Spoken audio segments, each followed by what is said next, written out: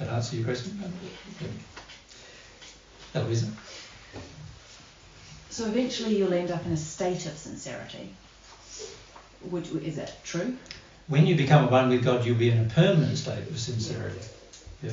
But before that, so you can be sometimes in a state of sincerity on some issues like this global thing, and sometimes not, dependent on... Yeah, the general course of events are you have to do with the global things first, and then you become generally sincere about those things. Yeah.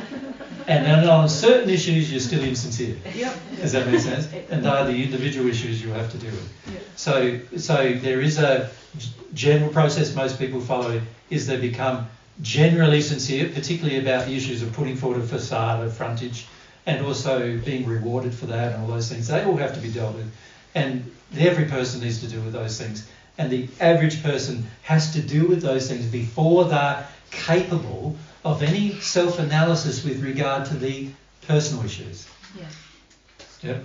Yeah. So for the most part, it's going to be, I get to a stage where I feel like now I feel sort of sincere. Well, you get to the stage where you feel sincere on most things, right?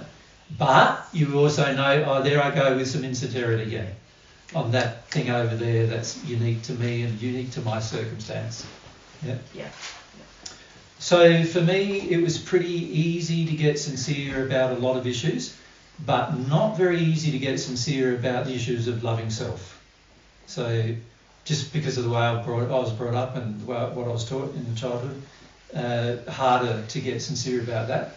And that's where I get a lot of attack from spirits as well, so it's harder.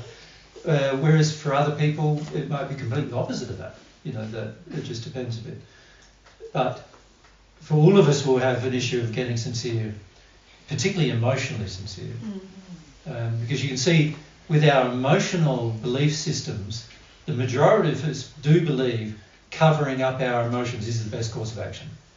Yep.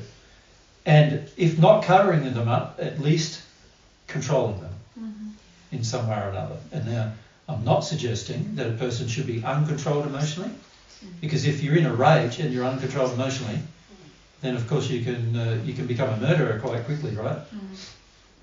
So I'm not suggesting that, but I am suggesting that you need to allow in private times your uncontrolled emotion in particular, and you need to get to a stage where there's no taints of your uncontrolled emotion so that you can now have uncontrolled emotion in public.